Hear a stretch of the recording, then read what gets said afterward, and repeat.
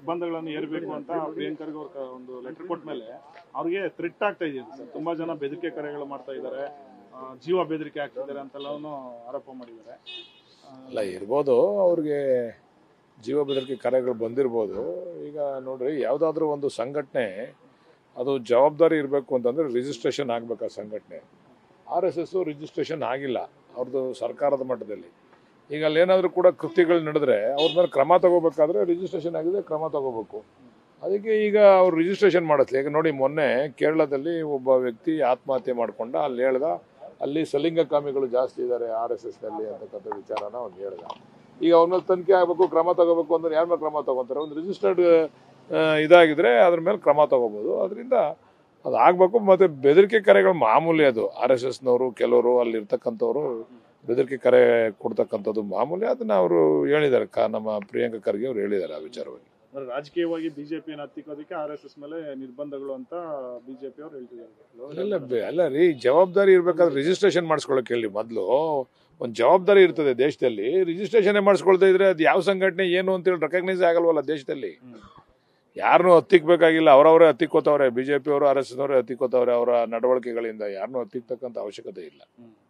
Sir, ಆಮೇಲೆ ಈಗ ನವೆಂಬರ್ನಲ್ಲಿ ಸಂಪುಟ ಪುನರ್ರಚನೆ ಆಗ್ತಿದೆ. ತಾವು ಕೂಡ ಒಬ್ಬ ಪ್ರಬಲ ಆಕಾಂಕ್ಷಿ ಆಗಿದ್ದೀರಿ, ಮೊದಲಿಂದಲೂ ಕೂಡ ಕೇಳ್ಕೊಂಡೇ ಬರ್ತಿದ್ದೀರಿ. ಏನ್ ಸರ್, ನಿಮ್ಗೇನಾದ್ರೂ ಹೈಕಮಾಂಡ್ ಕೃಪೆ ತೋರುತ್ತಾ? ಏನೆಲ್ಲ ಹೇಳಿದ್ದಾರೆ ಮುಖ್ಯಮಂತ್ರಿಗಳು, ಉಪಮುಖ್ಯಮಂತ್ರಿಗಳು ಮತ್ತು ಹೈಕಮಾಂಡ್ ಗಮನದಲ್ಲೂ ಇದೆ. ನಮ್ಮ ಸೀನಿಯಾರಿಟಿನ ಕನ್ಸಿಡರ್ ಮಾಡ್ತಾರೆ ಅಂತಕ್ಕಂಥ ಆತ್ಮವಿಶ್ವಾಸ ಕೂಡ ಇದೆ ನಮಗೆ. ನೋಡೋಣ ಏನು ಮಾಡ್ತಾರೆ ಅಂತೇಳಿ. ಸಂಪುಟ ಪುನರ್ರಚನೆ ಅಷ್ಟೇ ಅಲ್ಲ, ಕ್ರಾಂತಿ ಚರ್ಚೆನೂ ಕೂಡ ನಡೀತಾ ಇದೆ. ಯಾವ ಕ್ರಾಂತಿನೂ ಆಯ್ತಲ್ಲ? ಏನು ಕ್ರಾಂತಿ ಆಯ್ತದೆ? ಯಾರು ಹೇಳಿದ್ದು ಕ್ರಾಂತಿ ಆಯ್ತದೆ ಅಂತ? ನಿಮ್ಮ ಪಕ್ಷದಲ್ಲಿ ಯಾರು ಹೇಳಿದ್ದು? ನಿಮ್ಗೆ ಯಾರು ಹೇಳಿದ್ದು ಕ್ರಾಂತಿ ಆಯ್ತದೆ ಅಂತ ಹೇಳಿ?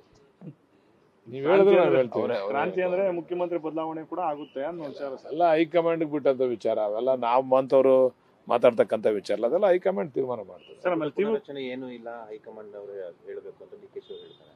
ಅದೆಲ್ಲ ನಾನು ಹೇಳ್ಬೇಕಿಲ್ಲ, CM ಹೇಳ್ಬೇಕಿಲ್ಲ, ಹೈಕಮಾಂಡ್ ಅವರು ಹೇಳ್ಬೇಕು. ಆ ಅರ್ಥದಲ್ಲಿ ಮಾತಾಡ್ತಾರೆ. ನೀವು ನೋಡಿದ್ರೆ ನಮಗೆಲ್ಲ ಪರಿಗಣಿಸಬಹುದು ಅಲ್ಲ. ಆದ್ರೆ ನಮ್ಮನ್ನ ಪರಿಗಣಿಸಿ ಅಂತ ನಮ್ಗೆ ಒಪ್ಪಿರ್ತಕ್ಕಂಥದ್ದು. ಮಾಡದೇ ಇದ್ರೆ ಏನು ನಾವು ಪರಿಗಣಿಸಿ ಅಂತ ಹೇಳಕ್ಕಾಯ್ತದ? ಅಕಸ್ಮಾತ್ ಮಾಡಿದ್ರೆ ನಮ್ಮ ಸೀನಿಯಾರಿಟಿಗೆ ಒಂದು ಗೌರವವನ್ನು ಕೊಡಿ ಅಂತ ಮನವಿ ಮಾಡಿದ್ದೀವಿ. ಸರ್, ಆಮೇಲೆ ನೀವು ಕೂಡ ನಿನ್ನೆ ಒಂದು ಮಾತಾಡಿದ್ರಿ, ಪಕ್ಷಾಧಿಕಾರಕ್ಕೆ ಬರೋದಕ್ಕೆ ಕಾರಣಕರ್ತರು ಅವರು ಕೂಡ ಅವಕಾಶ ಕೊಡಬೇಕು ಅನ್ನೋದು. ಖಂಡಿತ ಬಹುತೇಕ ಶಾಸಕರು ಕೂಡ ಒತ್ತಾಯ ಮಾಡ್ತಿದ್ದಾರೆ, ನೀವು ಒಬ್ರು ಅಂತಲ್ಲ. ಆ ಥರ ಅಂತಲ್ಲ ನೋಡಿ, ಅವರು ಕೂಡ ಪಕ್ಷದ ಅಧಿಕಾರಕ್ಕೆ ಬರ್ಬೇಕಾದ್ರೆ ಅವ್ರದ್ದು ಕೂಡ ಕಾಣಿಕೆ ಇದೆ. ಅದರಿಂದ ಅವ್ರಿಗೂ ಒಂದು ಅವಕಾಶ ಮಾಡಿಕೊಡ್ತಾರೆ ಅಂತ ಹೈಕಮಾಂಡ್ ಮೇಲೆ ವಿಶ್ವಾಸ ಇದೆ. ಅವ್ರಿಗೂ ಕೂಡ ಮಾಡಿಕೊಡ್ಬೋದು. ಅವರು ಯಾಕೋ ಈ ನಡುವೆ DK ಶಿವಕುಮಾರ್ ಅವರು ಟೆಂಪಲ್ ರನ್ ಶುರು ಮಾಡ್ಬಿಟ್ಟಿದ್ದಾರೆ ಸರ್. ಇಲ್ಲ, ಅವ್ರು ಮೊದಲಿಂದನೂ ಕೂಡ ಅವ್ರು ದೇವ್ರ ಮೇಲೆ ಜಾಸ್ತಿ ಭಕ್ತಿ ಇಟ್ಕೊಂಡಿರ್ತಕ್ಕಂಥವ್ರು. ಇವತ್ತಿಂದ ಹೊಸದಾಗಿ ಏನು ಮಾಡ್ತಾ ಇಲ್ಲ. ಅವರು ಮೊದಲಿಂದನೂ ಕೂಡ ದೇವಸ್ಥಾನಗಳಿಗೆ ಹೋಗ್ತಕ್ಕಂಥದ್ದು, ಪೂಜೆ ಪುನಸ್ಕಾರಗಳು ಮಾಡ್ತಕ್ಕಂಥದ್ದು ಮೊದಲಿಂದನೂ ಮಾಡ್ಕೊಂಡ್ ಬಂದಿದ್ದಾರೆ. ಮುನಿರತ್ನ ಮತ್ತು DK ಅವರ ನಡುವೆ ಜಟಾಪಟಿ ಜಾಸ್ತಿ ಆಗ್ತದೆ. ಇಲ್ಲಿಂದ ಪ್ರತಿ ಸಲನೂ ಜಟಾಪಟಿ ಜಾಸ್ತಿ ಆಗ್ತಿದೆ. ಇನ್ನೂ ಅದು ನಿಲ್ಲೋ ಲಕ್ಷಣ ಕಾಣಿಸ್ತಾ ಇಲ್ಲ. ಮೊನ್ನೆ ಯಾರ್ಯಾರು ಜಟಾಪಟಿ? ಮುನಿರತ್ನ ಅವರಿಗೆ ಮತ್ತೆ DK ಶಿವಕುಮಾರ್ ಅವರಿಗೆ. ನಮ್ಮ ಮುನಿರತ್ನ ಅವ್ರ ಬಗ್ಗೆ ನೀವು ಕೇಳೋದ್ರಲ್ಲಿ ಅರ್ಥ ಇಲ್ಲಪ್ಪ. ಮುನಿರತ್ನ ಅಂತ ವ್ಯಕ್ತಿ ಬಗ್ಗೆ ನೀವು ಮೀಡಿಯಾದಲ್ಲಿ ನೀವೇನಾದ್ರೂ ಮಾತಾಡಿದ್ರೆ ನಿಮ್ಮ ಮೀಡಿಯಾಗೆ ಅಗೌರವ ಅದು. ಮುನಿರತ್ನ ಒಂಥರ ಅವರು ಫಿಲಮ್ ಆಕ್ಟರ್ ಇದ್ದಂಗೆ, ಮತ್ತೆ ಜೋಕರ್ ಕೆಲಸ ಮಾಡ್ದಂಗೆ ಮಾಡ್ತಾವ್ರೆ. ಅವರು ಸಭೆನಲ್ಲಿ ಹೋಗಿ ಗೌರವವಾಗಿ ಅವರು ಮಾಡಬೇಕಾಗಿತ್ತು. ಅದನ್ನ ಬಿಟ್ಬಿಟ್ಟು ಅಸಂಬದ್ಧ ಪದಗಳನ್ನ ಉಪಯೋಗಿಸ್ತಕ್ಕಂಥದ್ದು, ಯಾರ ಮೇಲೋ ಟಾರ್ಗೆಟ್ ಮಾಡ್ತಕ್ಕಂಥದ್ದು. ಅವರು ಪೂರ್ವ ಯೋಜಿತವಾಗಿ ನಾನು ಹಿಂಗೇ ಮಾಡಬೇಕು ಅಂತಕ್ಕಂಥದ್ದನ್ನ ಮನಸ್ಸಲ್ಲಿ ಇಟ್ಕೊಂಡು ಬಂದು ಪಾಪ ಹೆಣ್ಮಗಳ ಮೇಲೆ ಟಾರ್ಗೆಟ್ ಮಾಡ್ತಕ್ಕಂಥದ್ದು ಇವೆಲ್ಲ ಮಾಡ್ತಾವ್ರೆ.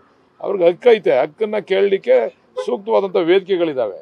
ವಿಧಾನಸೌಧದಲ್ಲೂ ಕೂಡ ಅದನ್ನ ಕೇಳ್ಬೋದು. ಅವರು ಸೂಕ್ತವಾದಂಥ ವೇದಿಕೆಯಲ್ಲಿ ಕೇಳೋದು ಬಿಟ್ಬಿಟ್ಟು ಸುಮ್ಮನೆ ಅಲ್ಲಿ ಹೋಗಿ ಡ್ರಾಮಾ ಮಾಡ್ಕೊಂಡು ಬಂದಿದ್ದಾರೆ. ನೀವು ಮೀಡಿಯಾದವರು ಅವ್ರಿಗೆ ಹೆಚ್ಚು ಪ್ರಚಾರ ಕೊಟ್ಟರೆ ನಿಮ್ಮ ಮೀಡಿಯಾಗೆ ಗೌರವ ಕಡಿಮೆ. ಅವ್ರ ನಡವಳಿಕೆ ಏನು, ಅವ್ರು ಯಾವ ರೀತಿ ನಡೆದು ಬಂದರು, ಅವ್ರು ಯಾವ ರೀತಿ ಅವರ ನಡವಳಿಕೆಯನ್ನು ನಡೆಸ್ಕೊಂಡು ಬಂದರು, ಮೊದಲಿಂದನೂ ಕೂಡ ಯಾವ ರೀತಿ ಸಣ್ಣ ಪುಟ್ಟವ್ರ ಮೇಲೆ ಟಾರ್ಗೆಟ್ ಮಾಡಿದ್ರು. ಅಶೋಕ್ ಅಂತ ಅವ್ರನ್ನೇ ಏಡ್ಸ್ ಇಂಜೆಕ್ಷನ್ ಚುಚ್ಚಕ್ಕೆ ಹೋಗವ್ರೆ ಅಂತಂದರೆ ಅವ್ರ ನಾಯಕರ ಮೇಲೇ ಮತ್ತು ಅವರು ಯಾವ ರೀತಿ ಅವರ ನಡವಳಿಕೆ ಐತೆ ಅಂತೇಳಿ ನೀವು ನಿಮ್ಮ ಮಾಧ್ಯಮದಲ್ಲಿ ಅವ್ರನ್ನ ಹೆಚ್ಚು ಪ್ರಚಾರ ಕೊಡ್ತಕ್ಕಂಥದ್ದು ಸೂಕ್ತ ಅಲ್ಲ ಅಂತ ನನ್ನ ವೈಯಕ್ತಿಕವಾದಂಥ ಅಭಿಪ್ರಾಯ. ಸರ್, ತಾವು ಏನಾದರೂ CM ಅವ್ರನ್ನ ಭೇಟಿ ಮಾಡಿದ್ದೀರಾ? ಇಲ್ಲ, ಅದೇ CM ಅವ್ರನ್ನ ಭೇಟಿ ಮಾಡಿದ್ವಿ ಕೆಲಸ ಕಾರ್ಯಗಳಿಗಷ್ಟೇ, ಬೇರೆ ವಿಚಾರಕ್ಕಲ್ಲ. ಆಗ್ಬೇಕದು. ಅದೇ ಅದು ಆಗ್ಬೇಕು. ಅದು ಬಡವ್ರಿಗೆ ಆಗಿರ್ತಕ್ಕಂಥದ್ದು ತೊಂದರೆ, ಅದು ಆಗ್ಬೇಕದು. ಅದು ಮಾಡಿದ್ದಾರೆ. ನಮ್ಮ ಸರ್ಕಾರ 60-40ಗೂ ಮುಂದೆ ಮಾಡ್ತೀವಿ ಅಂತಕ್ಕಂಥದ್ದು ವಿಶ್ವಾಸ ಇದೆ. ಅದನ್ನು ಕೂಡ ಮಾಡ್ತಾರೆ. ತುಂಬಾ ಜನಕ್ಕೆ ಅನುಕೂಲ ಆಗುತ್ತೆ. ತುಂಬ ಜನಕ್ಕೆ ಅನುಕೂಲ ಆಯ್ತದೆ. ತುಂಬ ಜನ ತೊಂದರೆ ಅನುಭವಿಸ್ತಾವ್ರೆ. ಅದರಿಂದ ಹೊರಗಡೆ ಬರಬೇಕು. ಅದ್ರ ಕಡೆ ಗಮನ ಹರಿಸ್ತಾ ಇದ್ದಾರೆ. ನಮ್ಮ ಸರ್ಕಾರ ಅದ್ರ ಕಡೆ ಗಮನ ಹರಿಸ್ತಾ ಇದೆ. ಸರ್, ಆಮೇಲೆ ಈ ರಸ್ತೆ ಗುಂಡಿಗಳದ್ದು ಬೆಂಗಳೂರು ನಗರದಲ್ಲಿ ಸಿಕ್ಕಾಪಟ್ಟೆ ಆಗ್ಬಿಟ್ಟಿದೆ.